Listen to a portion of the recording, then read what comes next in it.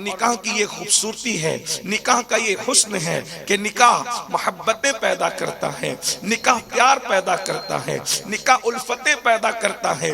یہ اللہ کی نشانیوں میں سے ایک نشانی ہے جو سب نے دیکھی ہے۔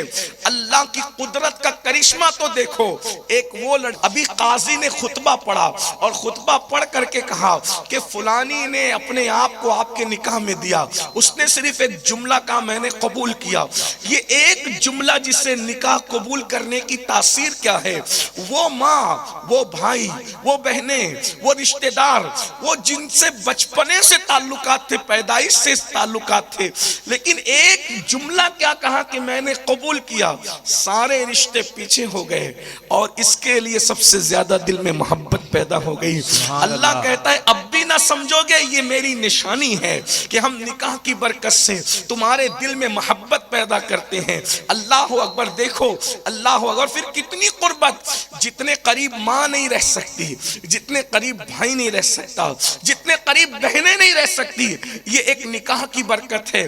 اس سے زیادہ قریب بیوی آ جاتی ہے۔ اللہ اکبر۔ لیکن آئیے میں آپ کے سامنے عرض کروں، یہ بیوی کیا ہے؟ بیوی دراصل انسان کی پسلی ہے۔ اللہ رب العزت نے، ہمارا عقیدہ ہے، تفاسیر اٹھا کر کے دیکھیں، آپ نے بار بار علماء سے سنا ہوگا، تفاسیر اٹھا کر دیکھیں، پسلی، اللہ نے عورت کو پسلی سے پیدا کیا۔ ہم پہلے آج پسلی پر گفتگو کرتے ہیں تاکہ بیوی کی اہمیت سمجھ میں آئے۔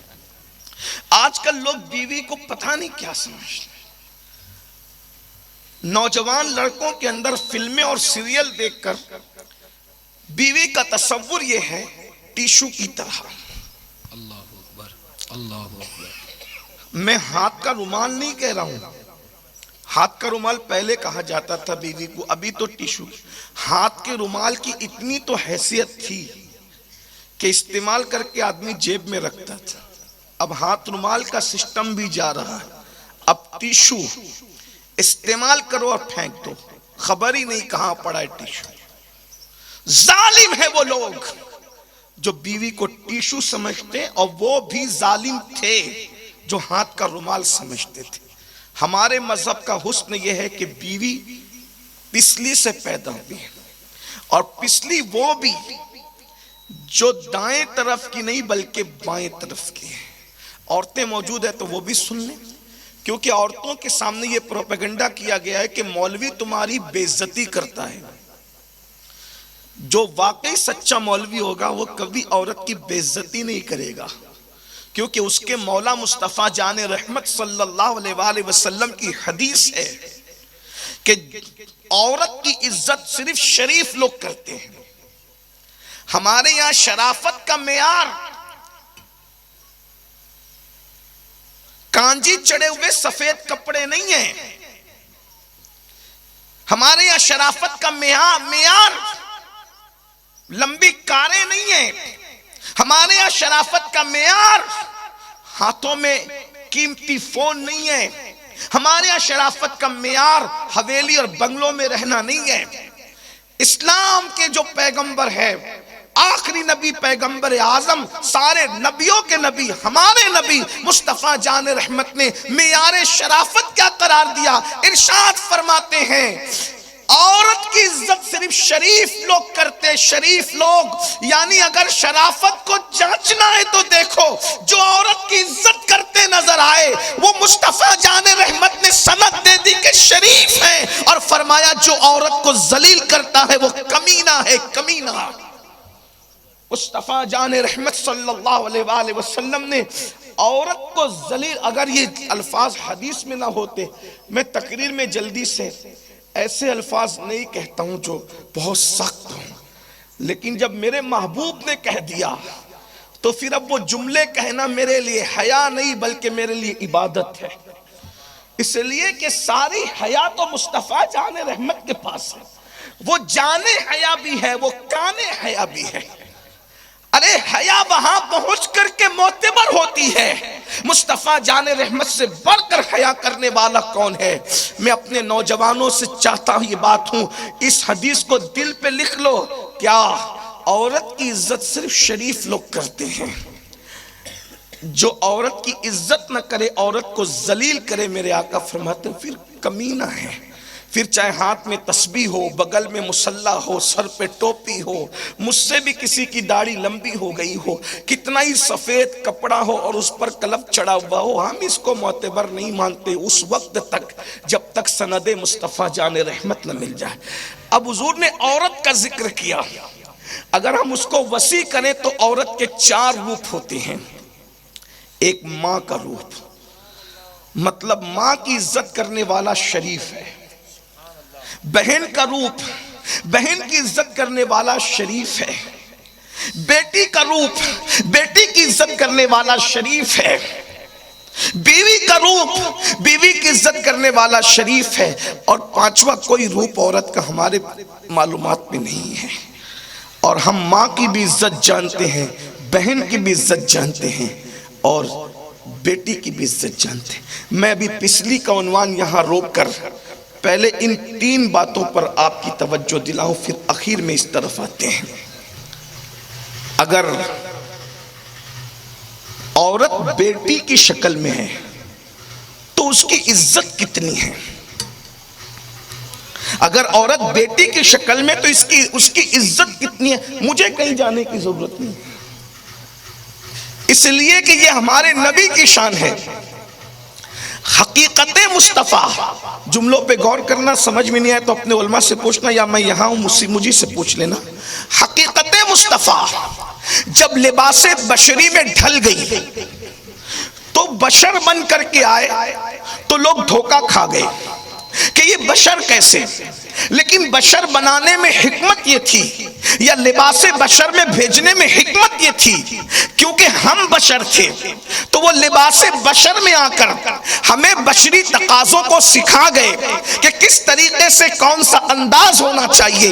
حضور نے ہمیں کسی کا محتاج نہیں کیا۔ اگر عزت بتا رہے ہیں کسی عورت کی تو اگر عورت بیٹی کے روپ میں ہے تو بیٹی کی عزت کیسے کی جاتی ہے؟ مجھے نہ مشرق میں دیکھنے کی ضرورت ہے، نہ مغرب میں دیکھنے کی ضرورت ہے، نہ شمال میں دیکھنے کی ضرورت ہے، نہ جنوب میں دیکھنے کی ضرورت ہے، نہ امریکہ اور برطانیہ کو دیکھنے کی ضرورت ہے، نہ یورپ کو دیکھنے کی ضرورت ہے۔ مجھے صرف مدینہ منورہ کی طرف دیکھنے کی ضرورت ہے کہ وہاں بیٹی کی عزت کیا ہے۔ اللہ اکبر! لوگ اپنی بیٹیوں کو جس وقت زندہ دفن کر رہے تھے اس وقت میرے نبی مصطفیٰ جان رحمت صلی اللہ علیہ وآلہ وسلم بیٹیوں کا احترام بتانے کے لیے کہہ رہے تھے، لوگوں بیٹیوں سے نفرت مت کرو، میں محمد بیٹیوں کا باپ بن کر کے آیا ہوں، اور جو بیٹی سے پیار کرتا ہے، بیٹی کی پیدائش پر خوش ہوتا ہے، اچھا نام رکھتا ہے، اس کی پرورش اچھی کرتا ہے، اچھے گھرانے میں شادی کر دیتا ہے، تو وہ بیٹی کا باپ اور میں محمد جنت میں اتنے قریب ہوں گے جیسے یہ تو انگلیاں قریب ہے۔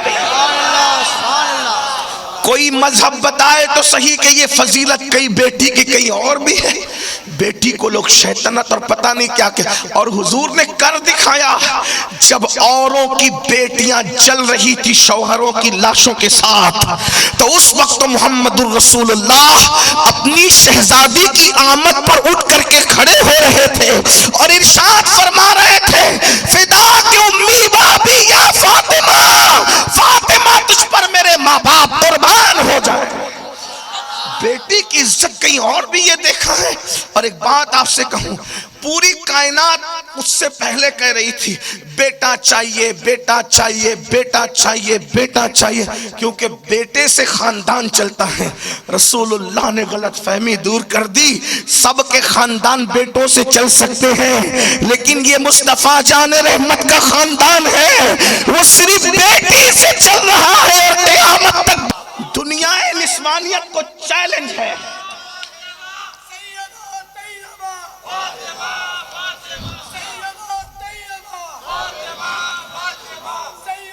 اللہم صلی وسلم۔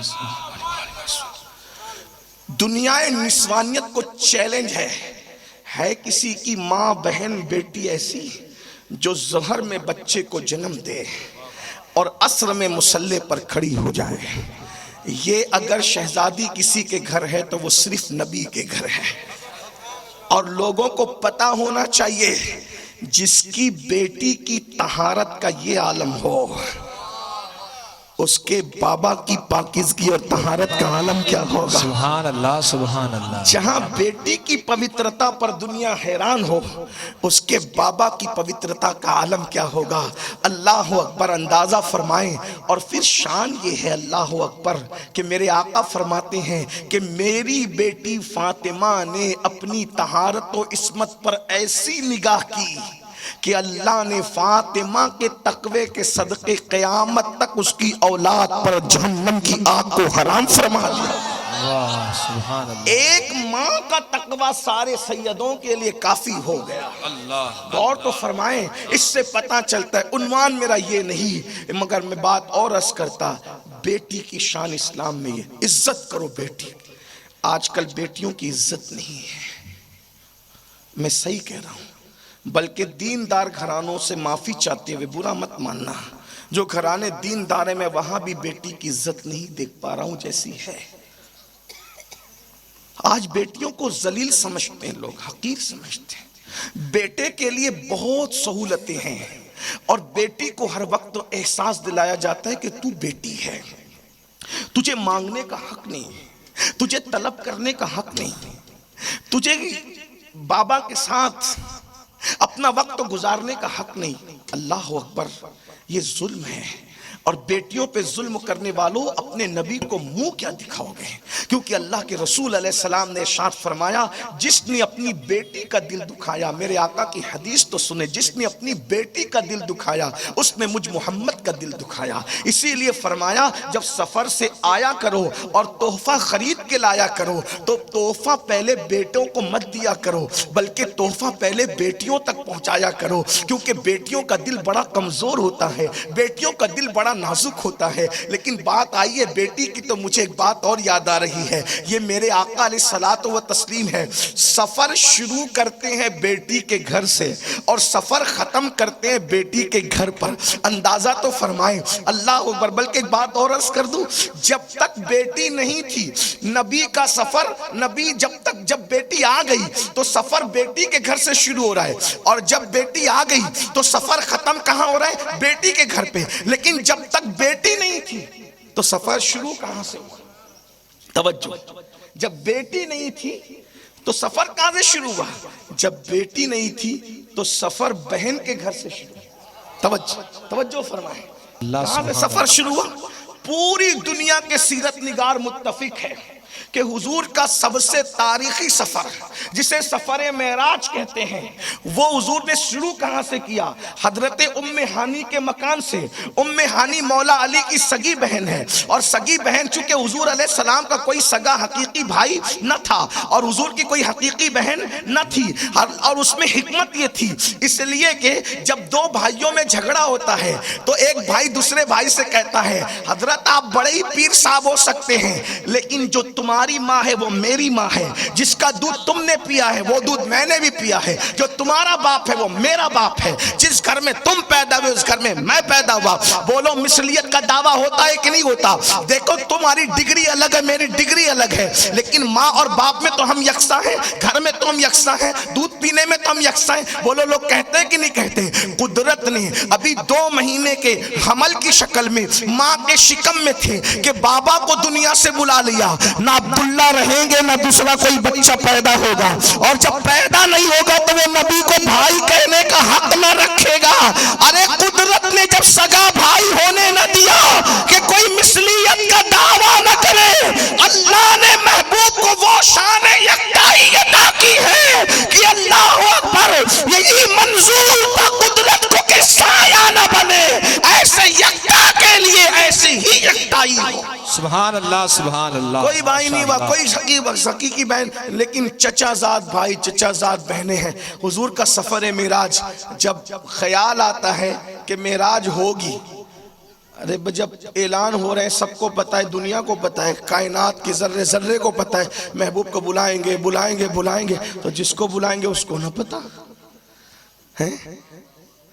وہ محبوب بھی کیسا محبوب ہے، روز رات بھر کھڑا رہتا عبادت میں، اور جو سفر کی رات آئی تو سو گئے. بھائیو جب جانا ہوتا ہے تو کوئی سوتا ہے؟ یہ بھی خاص بات ہے.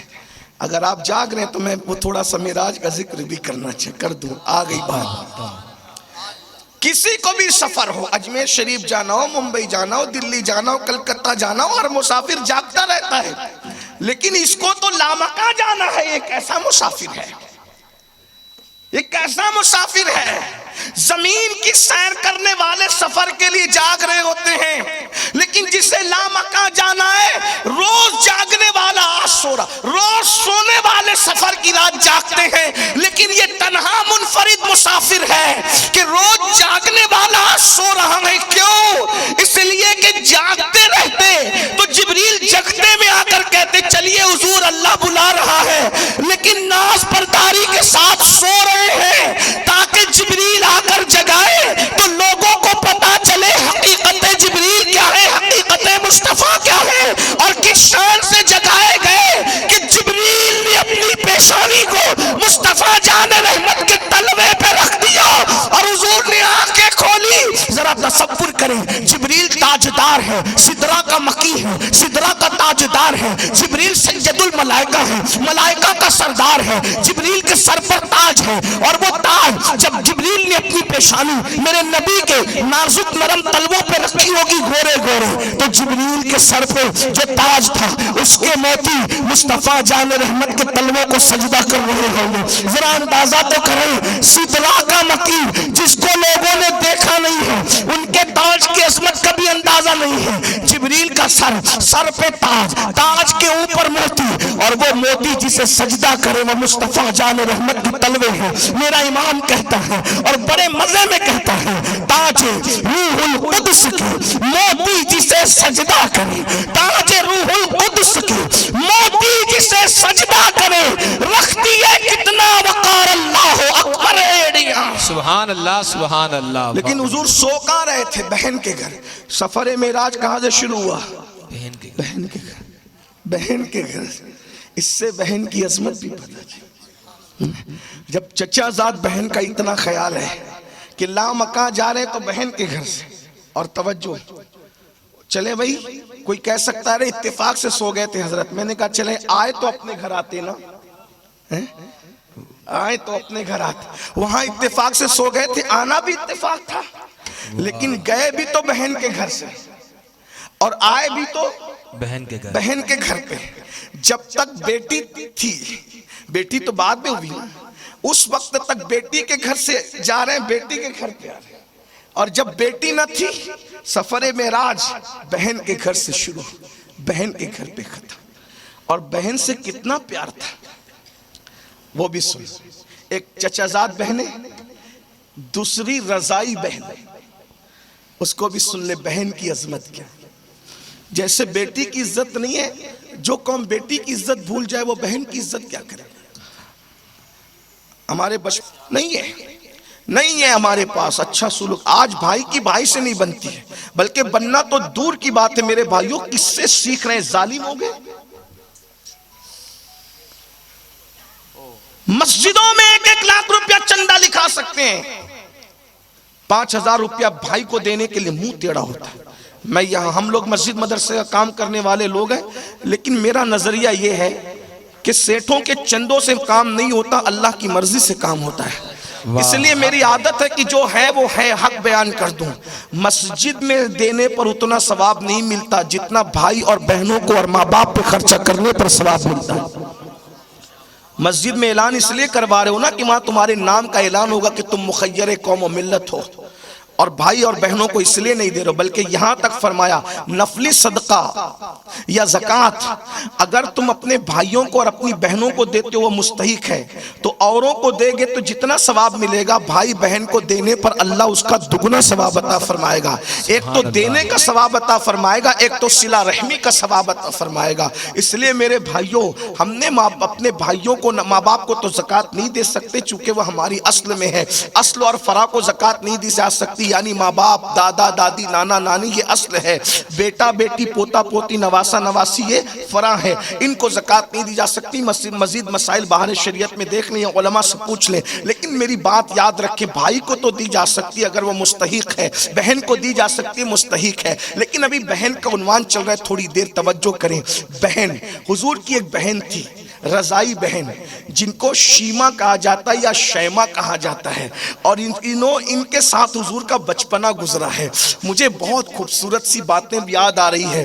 حضور علیہ الصلوۃ والتسلیم چونکہ 6 سال کی یا 5 سال کی عمر میں سیدہ حلیمہ کے گھر سے اپنے گھر تشریف لے آئے، پھر اس کے بعد حضرت حلیمہ اور حضور علیہ الصلوۃ والتسلیم کی ملاقات کا تذکرہ تو ملتا ہے مکہ المکرمہ میں، لیکن شیما کا ذکر پھر کہیں نہیں ملتا۔ شیما سے ملاقات کب ہوتی ہے اب ذرا اس کو سن لے۔ تقریباً حضور علیہ الصلوۃ والتسلیم کی عمر 50 سال سے بھی زیادہ ہو گئی تھی، بلکہ 60 سال کے قریب ہو گئی تھی۔ اس وقت حضور علیہ السلام کی ملاقات اچانک ایک جنگ کے موقع پر اپنی رضائی بہن حضرت شیما کے ساتھ ہوتا ہے یا شیما کے ساتھ، دونوں اس کے پڑے گئے دونوں طرف سے، اس لیے میں دونوں کہہ رہا ہوں، لیکن اب میں ایک کہتا ہوں جو آپ کو پسند ہے اس نام سے انہیں پکاریے گا۔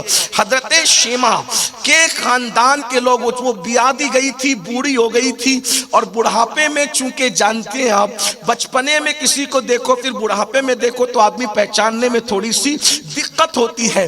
اللہ اکبر! تو جنگ ہوئی، کون سی جنگ؟ جنگ حنین۔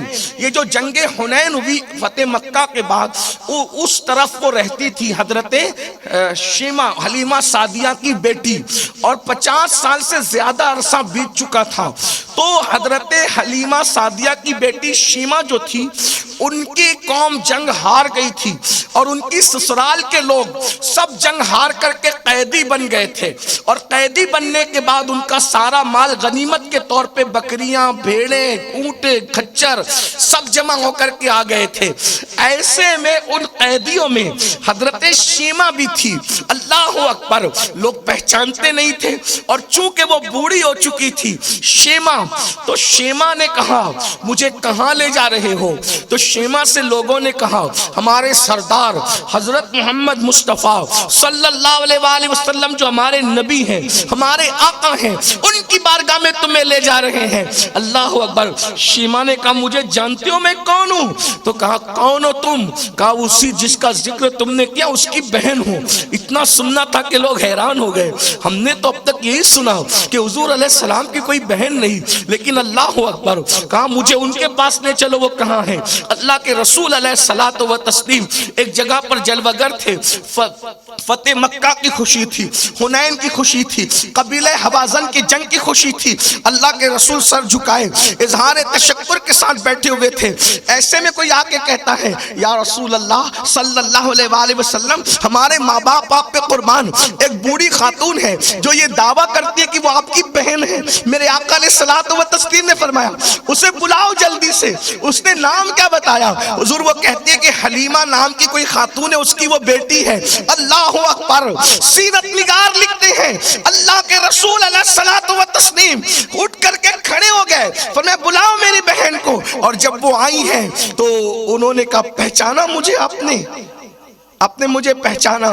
سرکار نے فرمایا 50 سال کے طویل عرصے کے بعد ملاقات ہوئی، تم شیما ہو نا؟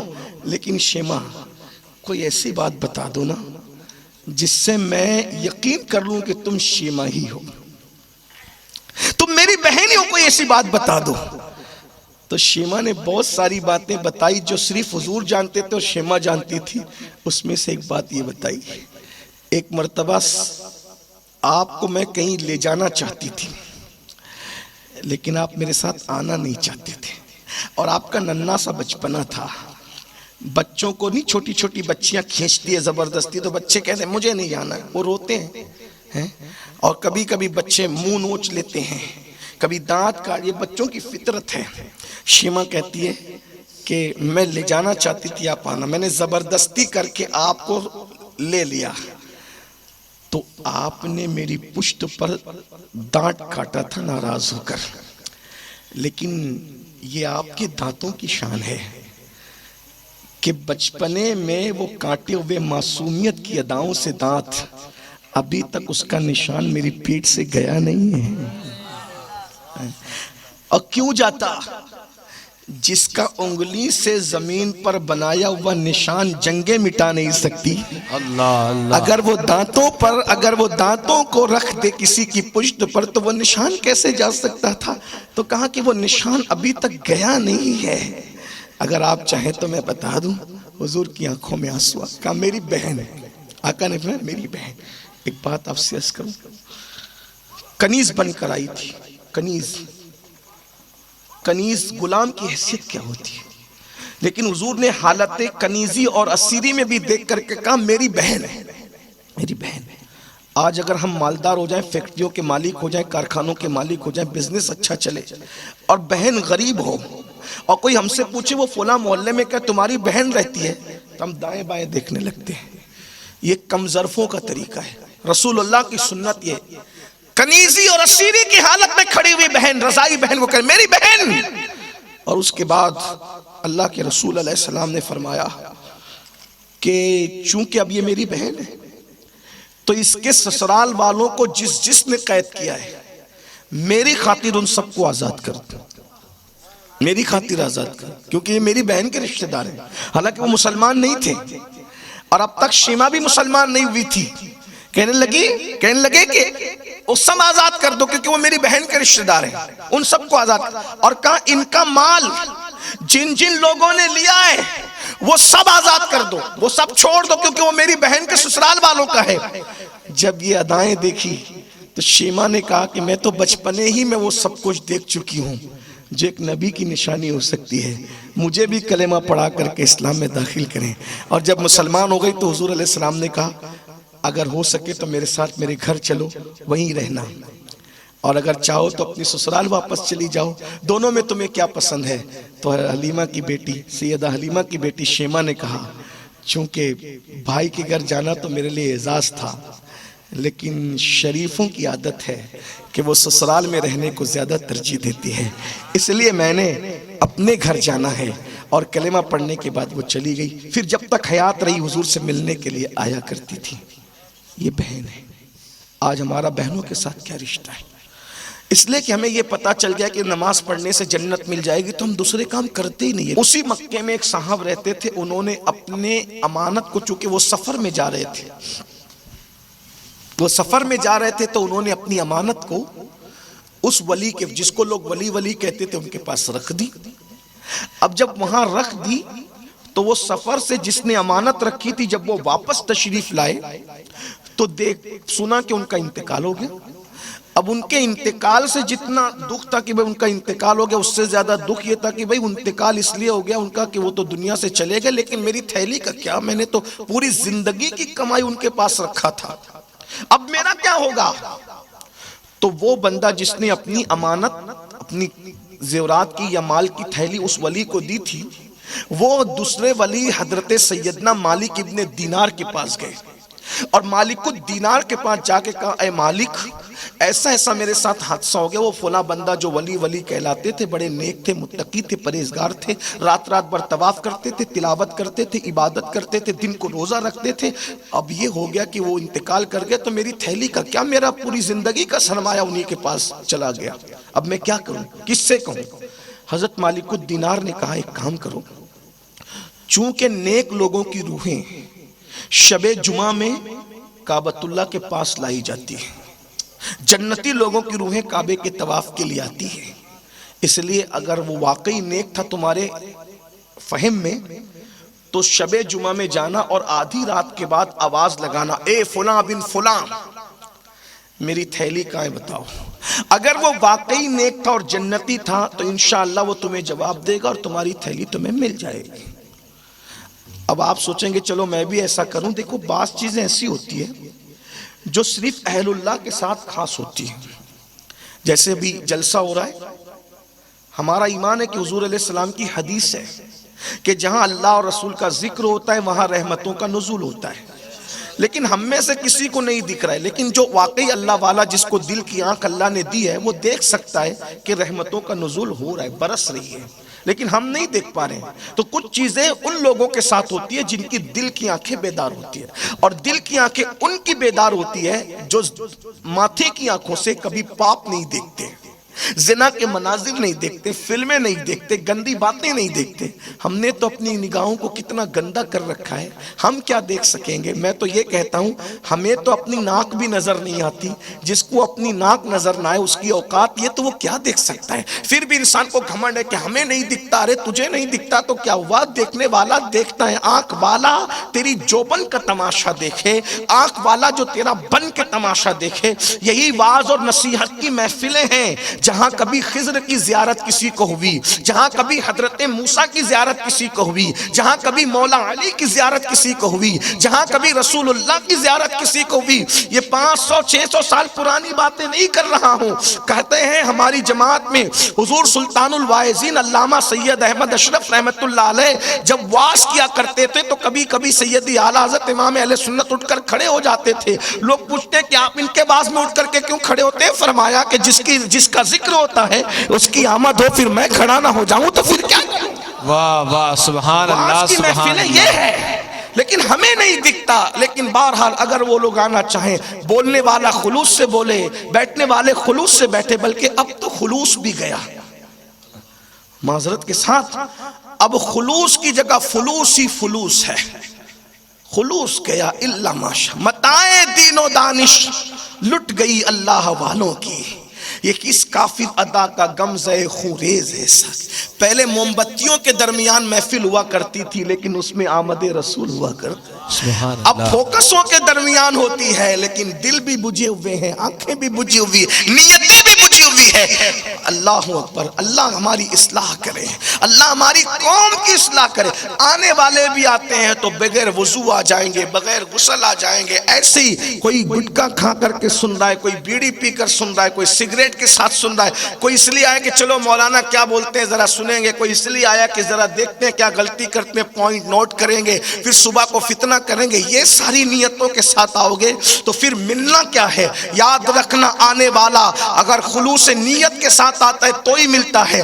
اگر رسول اللہ کے دربار میں بھی کوئی خلوص کے ساتھ نہ آئے تو اللہ اس کو بھی کچھ نہیں دیتا. صدیق نیت خلوص لے کر کے آئے تو صدیق اکبر بنا دیے گئے. عبداللہ ابن ابی خلوص لے کر نہیں آیا تو جہنم کا کتا کے کتا ہی رہ گیا. اللہ اکبر. اندازہ فرمائے تو یاد رکھنا ملتا اسی کو ہے جو نیت خلوص لے کر کے آتا ہے. اور یاد رکھنا یہ بھی اللہ اکبر یہ ذکر وہ ذکر ہے جو لوگوں کو اب بھی جنتی کرنے کے لیے کافی ہے. زبانیں ناپاک گناہوں سے ہو سکتی ہے، محفلیں ناپاک نیتوں سے ہو سکتی ہے، لیکن ذکر خدا اور ذکر مصطفیٰ کبھی ناپاک ہو نہیں سکتا.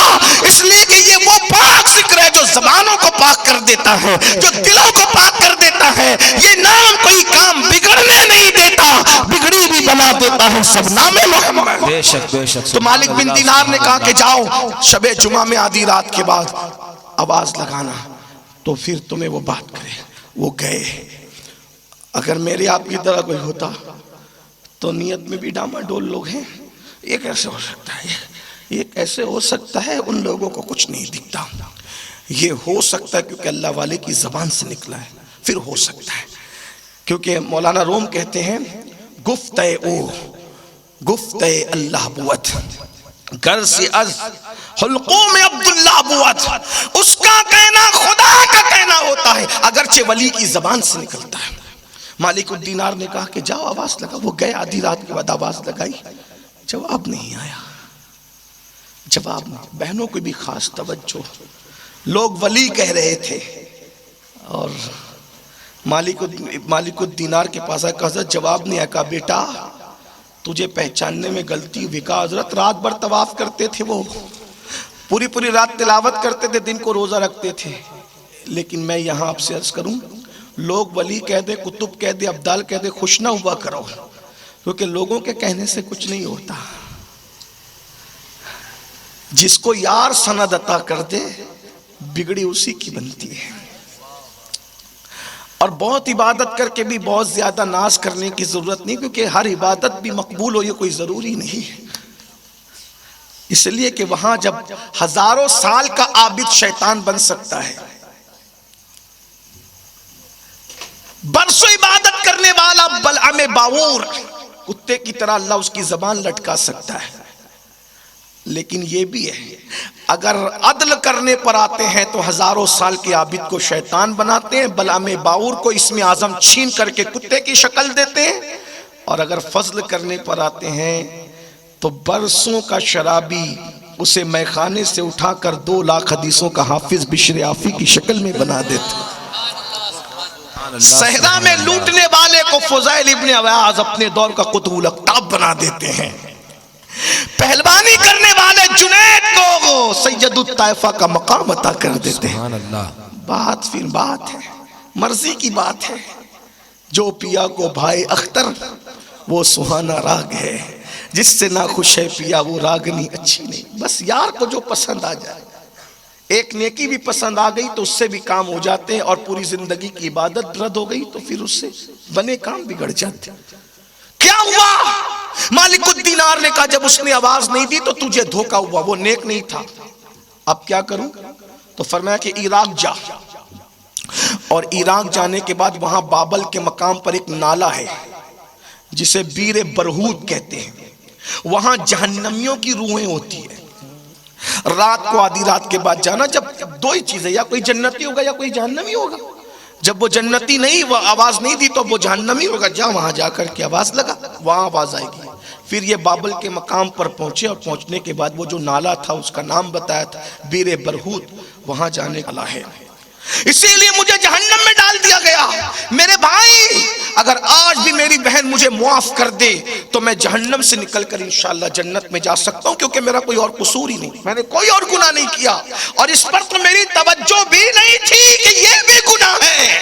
بہن کو چھوڑ کر مکہ چلے جانا بھی گناہ ہے۔ ارے وہ کوئی فلم میں نہیں گئے تھے، زنا کی اڈوں پہ نہیں گئے تھے، شراب کی اڈوں پہ نہیں گئے تھے، بہن کو اکیلا چھوڑ کر اللہ کے گھر گئے تھے، تو بھی قدرت نے کیا انصاف کیا ذرا دیکھو۔ میں اپنی بہنوں سے پوچھتا ہوں، اپنے شوہر کو بہن کے ساتھ حسن سلوک سے منع مت کرو، ورنہ تم بھی جہنم کا ایندھن بنو گی، تمہارا شوہر بھی جہنم کا ایندھن بنے گا۔ ارے نادان، فقیروں کو دینے سے اتنا ملتا ہے تو رشتہ داروں کو دینے سے کتنا ملے گا؟ اور دعائیں بڑی چیز ہے، ماں بہن کی دعا وہاں پہنچاتی ہے جہاں سینکڑوں سال کی محنت نہیں پہنچا سکتی۔ اللہ اکبر۔ تو کہا میری بہن کے پاس جا، اگر تو میرا دوست ہے، میرا خیر کا، میری بہن کے پاس جا اور میری بہن سے کہنا کہ مجھے معاف کر دے، بس اتنا کہنا، وہ معاف کر دے، اس کے ساتھ اس کو بھی کچھ پیش کر دینا اگر ہو سکے تو۔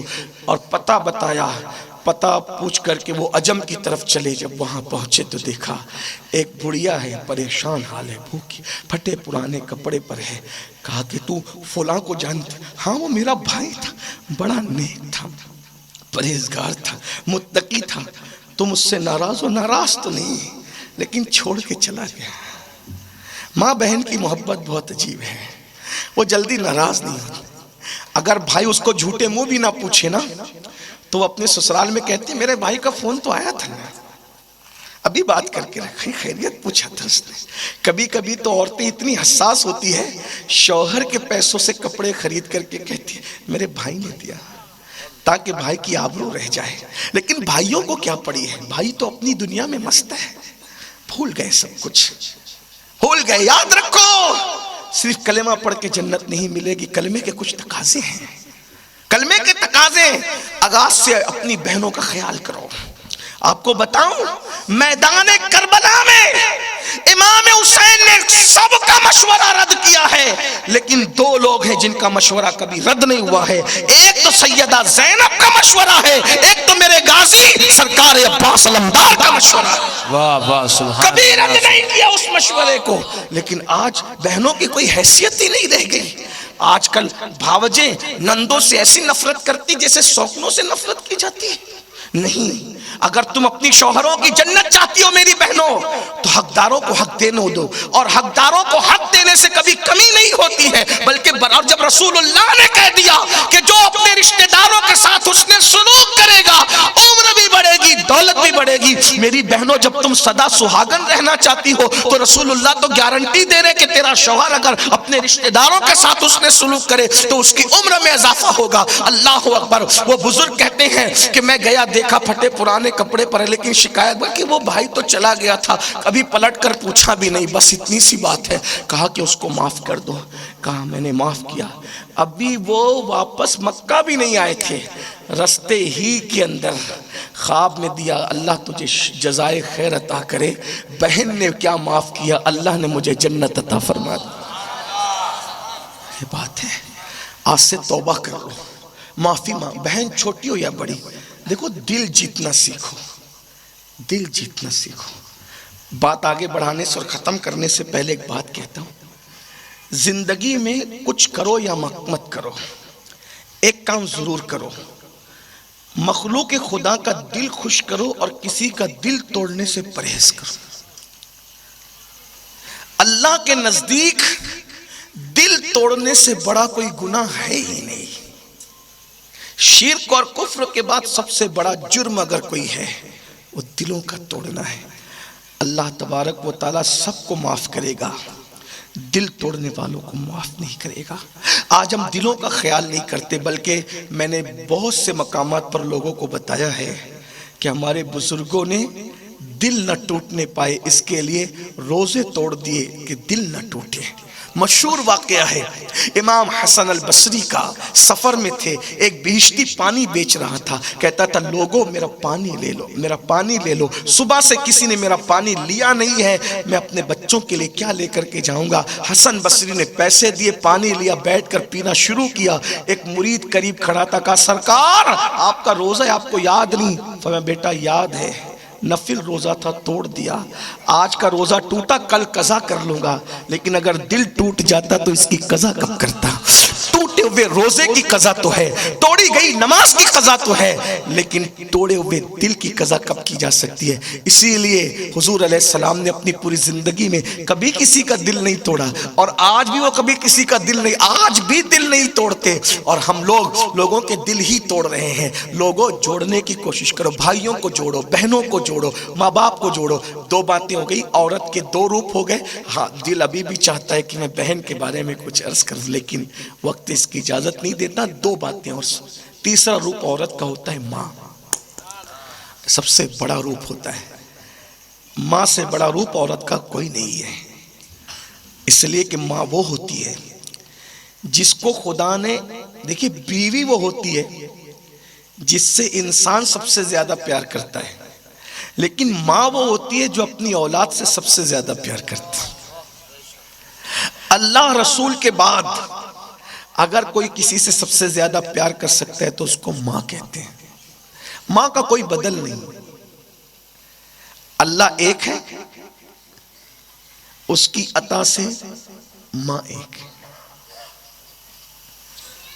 ماں میں کوئی شریک نہیں ہے، ماں ہمیشہ ایک ہی ہوتی ہے، اور باپ بھی صرف ایک ہی ہوتا ہے۔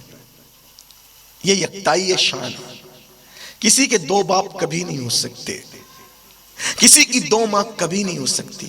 ہاں پوری دنیا کو آپ ماں کہہ دیں، لیکن ماں صرف ماں ہوتی ہے۔ ماں کہہ سکتے ہیں کسی کو، لیکن کوئی ماں بن نہیں سکتی، اس لیے کہ خدا نے صرف ماں کو ممتا دی ہے، اور جو ممتا ماں کے پاس ہے وہ کسی کے پاس نہیں۔ مجھے امام اعظم کے دور کا ایک واقعہ یاد آیا، ماں کیا ہوتی ہے، سن لیں ماں کیا۔ آج ہم ماں کو بھی نہیں جانتے، آج کل کے چھوکرے چھوکریاں تو ماں باپ کو کچرا ہی سمجھتے ہیں۔ امام اعظم کے دور میں ایک بڑی شاطر دائی تھی، دائی سمجھتے؟ جب بچے کی ولادت ہوتی تھی تو آج کل جیسے نرس اور سسٹر بچوں کی ولادت میں سپورٹ کرتی ہیں، ویسے دائیاں ہوتی تھی، وہ گھر گھر جاتی تھی۔ اور تو ایسا ہوا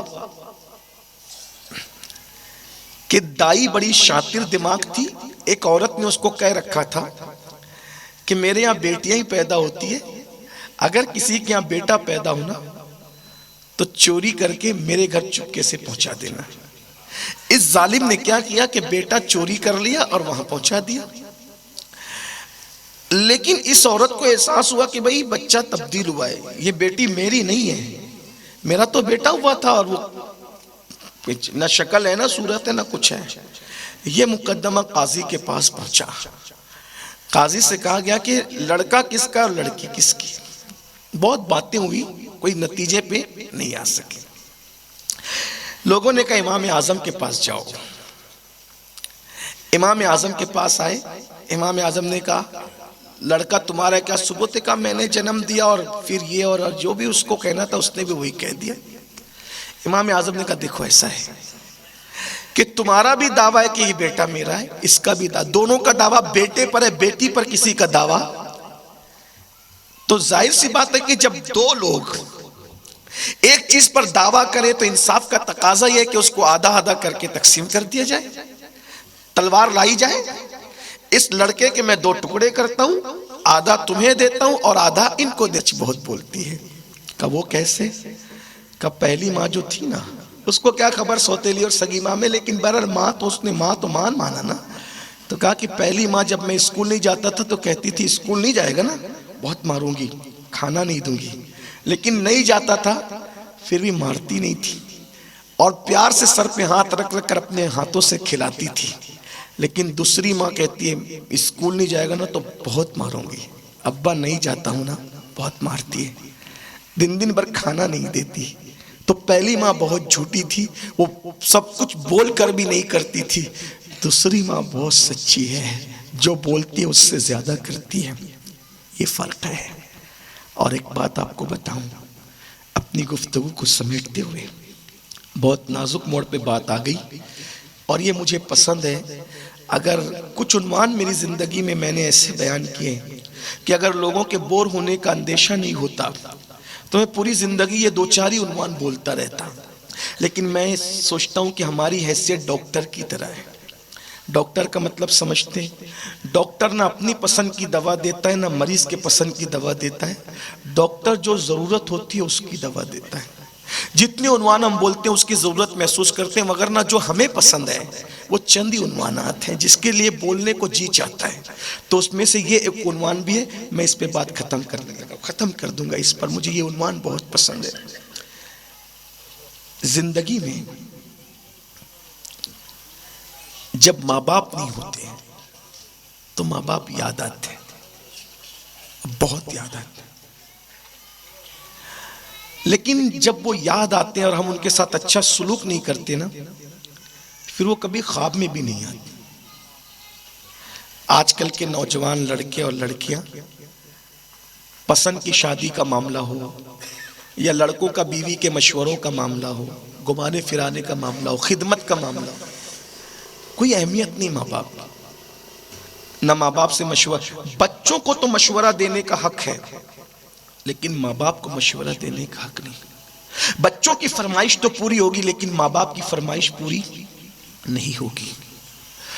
اور کچھ لوگ ہیں جو سوچتے ہیں کہ کپڑے دلا دیے, کھانا کھلا دیا, گھر میں رکھا ہے, بڑی بھی کھانٹ پہ پڑی ہوئی ہے, مجھ سے بڑا ماں کا خادم کون ہے, اپنے زمانے کا اویس کرنی ہوں میں, ایسا سمجھتے لوگ. بھائیو روٹی کپڑا اور مکان تو کتوں کو بھی مل جاتا ہے. ماں باپ کو کھلا کر کپڑے پہنانا اور گھر میں رکھنا یہ کوئی خدمت نہیں ہے. یہ تو کام والی عورتوں کو بھی لوگ اپنے گھر میں ضرورت کے تحت رکھ لیتے ہیں. بچہ کچا جھوٹا اس کو کھلا دیتے ہیں. ماں باپ کو رکھنے کا مطلب کیا ہے؟ سیکھ لو. اگر واقعی اسلامی طریقے سے ماں باپ کی خدمت کرنا ہے, ماں باپ کو رکھنے کا مطلب یہ ہے جیسے بادشاہ کو رکھا جاتا ہے. ماں باپ ہمارے بادشاہ ہیں. میں نے کئی انٹرویوز میں کہا اور کئی تقریروں میں کہا کہ اگر کسی عورت سے مرید ہونا جائز ہوتا تو میں اپنی ماں سے مرید ہوتا, اس لیے کہ مجھے ماں کی دعا پر اتنا یقین ہے اور کیونکہ مجھے حضور نے فرمایا, میرے نبی نے فرمایا, میرے نبی کا فرمان کتابوں میں دیکھا ہے. آقا فرماتے ہیں سب کی دعائیں رد ہو سکتی ہیں, ماں باپ کی دعا کبھی رد نہیں ہو سکتی. دعا والدی لولدی کا دعائے لکم, تمہارے باپ کی دعا تمہارے حق میں ایسی ہے جیسے نبی کی دعا امتی کے لیے ہوا کرتی ہے. اتنی اوتھینٹک, اتنی گارنٹیڈ دعائیں چھوڑ کر سب ڈاؤٹ فل دعاؤں کے چکر میں پڑے ہوئے, حقیقتوں سے نکل گئے. یہاں جا رہے حضرت دعا کرو, سب حضرت سے دعا لو, ابا حضرت سے پہلے لو, امی حضرت سے پہلے لو. سب کے پاؤں دبا رہے ہو, سب کی دعوتیں کر رہے ہو, سب کو کھانا کھلا رہے ہو, سب کے ہاتھ چوم رہے ہو, سب کے پیر چوم, پہلے امی حضرت کے چوم. ہمارے لیے پہلے امی حضرت ہے, پھر ابا حضرت ہے, بعد میں سارے حضرت ہیں. برا مت ماننا میں کسی حضرت کی مخالفت کرنے، لیکن سارے حضرت پھر حضرت ہے کہ کوئی حضرت میرے لیے جنت نہیں ہے۔ امی حضرت کو اللہ نے، اللہ کے رسول نے جنت کہا ہے، ابا حضرت کو جنت کہا ہے، اس کو گھر میں کچرے کی طرح ڈال دیا ہے، کوئی اہمیت نہیں۔ بچوں کی فرمائش کا احترام ہے، ماں باپ کی فرمائش۔ سیدی اعلیٰ حضرت امام اہل سنت فرماتے ہیں جب ماں باپ سے گفتگو کرو تو گفتگو کا طریقہ یہ ہے کہ جیسے کوئی آقا سے غلام بات کرتا ہے نا، ایسے بات کرو۔ جیسے کوئی بادشاہ سے رعایا بات کرتی ہے ایسے۔ آج کل تو ابا کو ابے تبے اور خطہ نہیں کیا، بلکہ آج کل تو لوگ ماں باپ کو رکھنا بھی نہیں چاہتے۔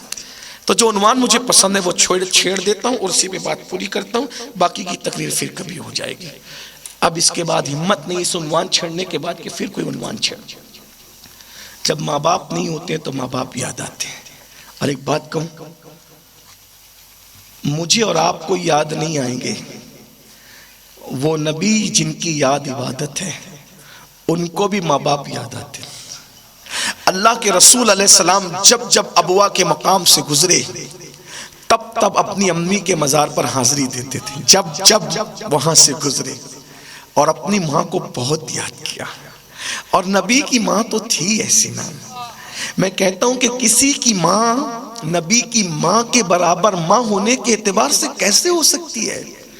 نبی کی امی جان سیدہ آمنہ بہت کم عمری میں دنیا سے چلی گئی، لیکن ایک بات آپ کو بتاؤں، یہ بھی حقیقت ہے، نبی کی سب سے پہلی نعت اگر کسی نے لکھا ہے تو وہ سیدہ آمنہ ہے۔ میں نبی کی امی کا ذکر تھوڑا سا کروں، ہو سکے تو دل میں جائز تمنا لے لیں، یہ وہ ہستی ہے جس کے ذکر سے دعائیں قبول ہوتی ہے۔ جن بچیوں کو رشتے نہیں آتے وہ دل میں مراد لے لے، جس کو اولاد نہیں وہ، کیونکہ نبی کی ماں وہ ماں ہے جو جانے مراد کی ماں ہے، جو کانے تمنا کی ماں ہے، جو محبوب خدا کی ماں ہے، جو سید الانبیاء کی ماں ہے، جو امام الانبیاء کی ماں ہے۔ ہم کہتے امی جان، ساری کائنات کی جان اپنی نبی کو جب امی جان کہہ کر اپنی جان کہتا ہوگا تو اس وقت مزے کو بھی مزہ آتا ہوگا۔ اللہ اکبر، قدرت نے کس ماں کا انتخاب کیا تھا اپنے محبوب کی ولادت کے لیے، محبوب کو چنا اپنے لیے، اور محبوب کے لیے جس ماں کو چنا ہوگا وہ ماں کا کردار، ان کا حسن، ان کی خوبصورتی، ان کا انداز، ان کی سخاوت، ان کی عدالت کیا ہوگی۔ اللہ اکبر۔ تو سیدہ آمنہ پاک نیک تھی، بڑی نیک، اور یہ تو کہنے کی بات ہی نہیں ہے، جو سید الانبیاء کی ماں ہو کتنی نیک ہوگی، کتنی پرہیزگار ہوگی۔ بہرحال تو سب سے پہلے نعت رسول اللہ کی جس نے لکھا ہے وہ نبی کی امی جان ہے، نبی کی امی جان، انہوں نے پہلے نعت لکھی۔ نعت سے لوگ اس لیے چڑھتے ہیں کہ پہلے نعت حضور کی ولادت کے بعد جو لکھ رہا ہے وہ حضور کی امی جان ہے، اور ہم سنیوں کو نعت سے اس لیے پیار ہے کہ سب سے پہلا نعت لکھنے والی کوئی ہستی ہے حضور کی ولادت کے بعد تو وہ سیدہ آمنہ ہے۔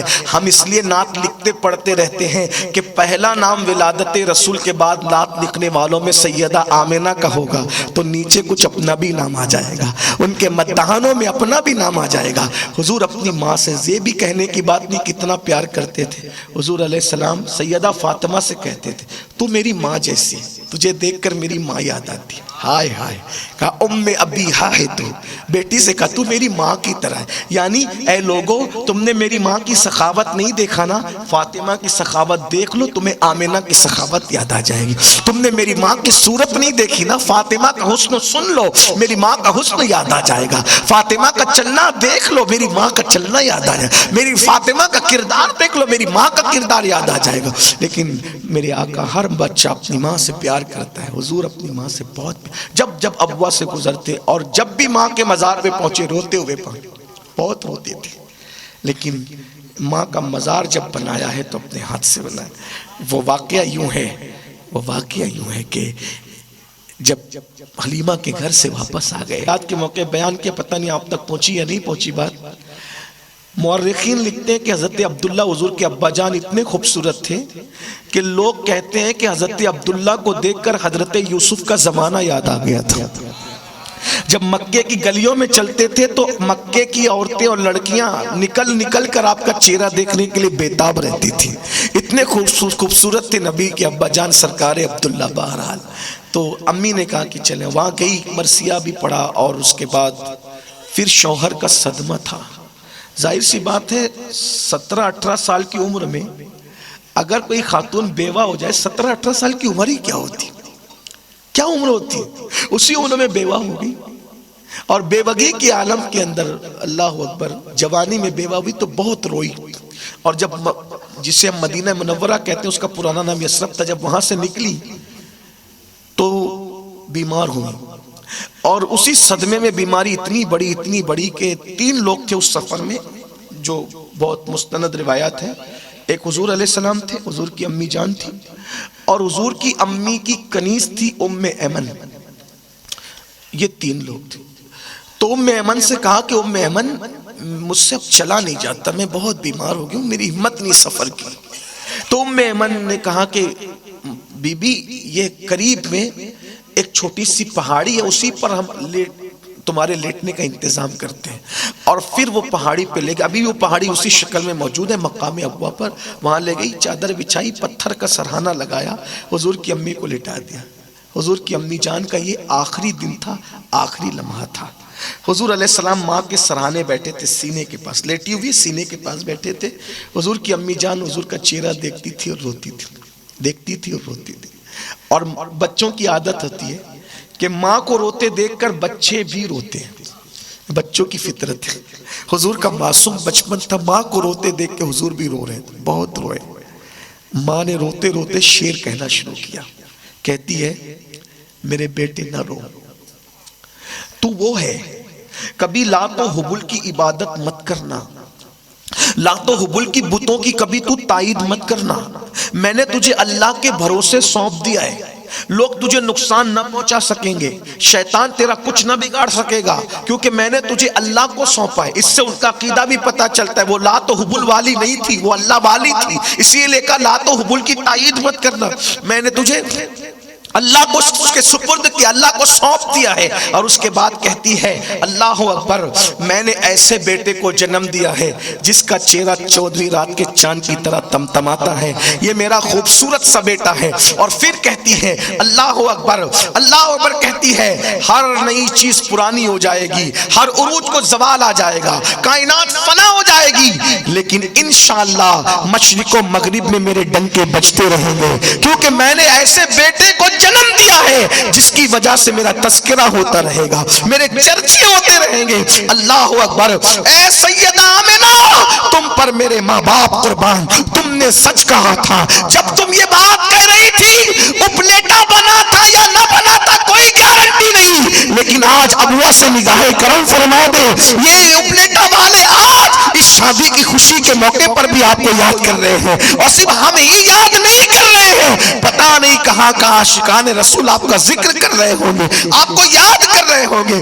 ام ایمن کا ہاتھ پکڑا، حضور کے ہاتھ میں ہاتھ دے کر کہا ام ایمن میری ضمانت کو سنبھال کے مکے تک پہنچا دینا۔ اور اس کے بعد حضور کا چہرہ دیکھتی ہے، چہرہ دیکھ کر کے حضور کو دعائیں دے کے کہتی تیری بڑی شان ہوگی۔ ہائے ہائے ہائے، ہر ماں کہتی ہے نا، لیکن حضور کی امی کی طرح یہ تیری بڑی شان ہوگی، مشرق و مغرب میں تیری عظمت کے ڈنکے بجیں گے۔ اور یہ کہتے ہوئے ایک ہچکی آئی، اور اس ہچکی کے ساتھ حضور کی امی جان کی آنکھیں بند ہو گئی۔ اللہ کے رسول علیہ السلام نے 6 سال کی عمر میں پہلی مرتبہ کسی کو دنیا سے جاتے دیکھا تھا، ہچکی آئی اور دنیا سے چلی۔ حضور نے ماں کے سینے پہ ہاتھ رکھا اور روتے ہوئے کہا امی امی، تھوڑی دیر پہلے جو شعر پڑھ رہی تھی ذرا اور پڑھو نا امی۔ ام ایمن نے سینے سے چمٹا لیا اور چمٹا کر کے کہا میرے لال، جو دنیا سے چلے جاتے ہیں وہ کبھی بولا نہیں کرتے، تمہاری امی دنیا میں نہ رہی، اب یہ قبر کی زینت بنے گی۔ میں تو لوگوں کو کہتا ہوں اللہ کی مشیت کہ ام ایمن نے منع کر دیا، ورنہ اگر حضور دوسری مرتبہ بول دیتے تو دنیا دیکھ لیتی کہ میری نبی کی ماں بول پڑتی ہے، لیکن قدرت کو کچھ اور منظور تھا۔ ام ایمن کے ساتھ مل کر حضور نے اپنی امی کی قبر بنائی، اور قبر میں امی کو لٹایا، اور لٹا کر جب قبر پہ مٹی برابر کر دی، ام ایمن نے ہاتھ پکڑا، چلو۔ ام ایمن نے 3 آئے تھے، 2 جا رہے تھے۔ ننھے سے معصوم 6 سال کے پیغمبر کا ہاتھ پکڑا، کہا بیٹا چلو۔ تو ام ایمن کو پلٹ کر کہا میری امی کہاں ہے؟ کہا بیٹا اب تمہاری امی ہمیشہ یہیں رہے گی، اب وہ ہمارے ساتھ مکہ نہیں آئے گی۔ ہاتھ چھڑایا، پھر ٹیلے پر چڑھے۔ ام ایمن بیان کرتی ہے کہ جب میں دوڑ کر پہنچی تو دیکھا ماں کی قبر سے لپٹ کے رو رہے تھے، آنسو قبر پر بہہ رہے تھے، اور کہتے تھے امی تمہیں تو پتا تھا نا کہ اس وقت تمہارے سوا میرا دنیا میں کوئی نہیں ہے، تم بھی ساتھ چھوڑ کر چلی گئی۔ میں نے سینے سے لگایا، گود میں اٹھایا، اور جب میں لے کر چلی تھی تو وہ پلٹ کر دیکھتے تھے، پلٹ کر دیکھتے تھے۔ پتہ نہیں کیسے آنسو خشک ہوئے اور ابوا سے کیسے پہنچے، لیکن آخری بات یہ، ماں باپ کے نافرمانوں کے لیے، ماں باپ کے فرما برداروں کے لیے بھی یاد رکھنا۔ حضور پوری زندگی ماں کو یاد کرتے رہے۔ ایک دن مغرب کی نماز کے بعد عشاء کا انتظار ہو رہا تھا، حضور علیہ السلام مسجد نبوی کے کونے میں بیٹھے تھے۔ کونے میں بیٹھے ہوئے حضور علیہ السلام اچانک، صحابہ کی عادت تھی کہ جب حضور بیٹھے ہوتے تو سب حضور ہی کو دیکھتے رہتے، حضور نگاہیں نیچی کر کے بیٹھے ہوتے، نیچی آنکھوں کی شرم و حیا پر درود، اونچی بینی کی رفعت پہ لاکھوں سلام۔ جب حضور علیہ السلام نگاہیں نیچی کر کے اچانک موٹے موٹے آنسو گالوں پر آ رہے ہیں اور داڑھی شریف پر نچھاور ہو رہے ہیں، صحابہ نے حضور کو روتے دیکھا، جلدی سے قریب آئے، آگے کہا آقا ہمارے ماں باپ آپ پہ قربان، رونے کی وجہ کیا، کیوں رو رہے ہیں؟ فرمایا مجھے میری امی کی یاد آ گئی۔ دیکھا خدا جس کو بے حجاب اپنا دیدار کرائے، جس کی شان یہ ہے، اس کو بھی ماں کی یاد آ رہی ہے، اور کہتے میری امی کی یاد، اور یہ کہہ کے رونے لگے۔ جب امی کا ذکر آیا تو سب رو پڑے۔ شاید یہاں بھی کچھ آنکھیں اشک بار ہے حضور کی امی کی خاطر، تو جب حضور سے امی کا ذکر سنا ہوگا تو لوگ کتنا رو رہے ہوں گے۔ کاش ہمارے یہ گنہگار آنکھوں سے نکلنے والے آنسو مقام ابوا میں قبول ہو جائے تو ہمارے نجات کا سبب بن جائے۔ سب رو پڑے، میری امی یاد آ گئی، آج میری امی یاد ہے، کاش میری امی ہوتی تو کتنا اچھا ہوتا۔ حضور کہے میری امی ہوتی تو کتنا اچھا ہوتا، کاش میری ماں ہوتی تو کتنا اچھا ہوتا۔ سب رو پڑے، روتے روتے جب افاقہ ہوا تھوڑے آنسو تھمے، سرکار نے سر اٹھا کے کہا اے میرے صحابہ آج میری ماں حیات ہوتی کتنا اچھا ہوتا۔ صحابہ نے کہا حضور کیا ہوتا؟ فرمایا میں تم لوگوں کو عشاء کی نماز پڑھا رہا ہوتا اور میری ماں کو میری حاجت ہوتی، میری ضرورت پیش آتی، میری ماں مجھے آواز دیتی میرے بیٹے محمد ادھر آؤ، آئے آئے آئے۔ یہی تو بات ہے نا۔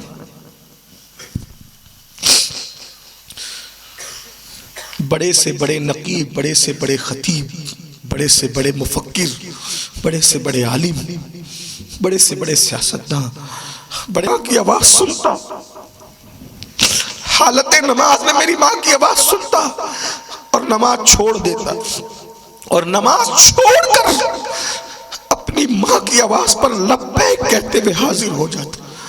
یہ کہہ کے حضور پھر روئے، اور سارے صحابہ کی آنکھوں سے ساون بھادوں کی طرح آنسو نکلے۔ یہ ہے رسول اللہ کا ماں سے پیار، امی سے پیار۔ یہ نکاح کی تقریبات رشتوں کی تجدید کے لیے، تجدید وفا کے لیے۔ چوتھا روپ اب بیان کرنے کا وقت نہیں، مجھے یاد دلائیے گا، میں پھر کبھی آؤں گا اپلیٹا تو صرف عورت کے چوتھے روپ پر انشاءاللہ گفتگو کروں گا۔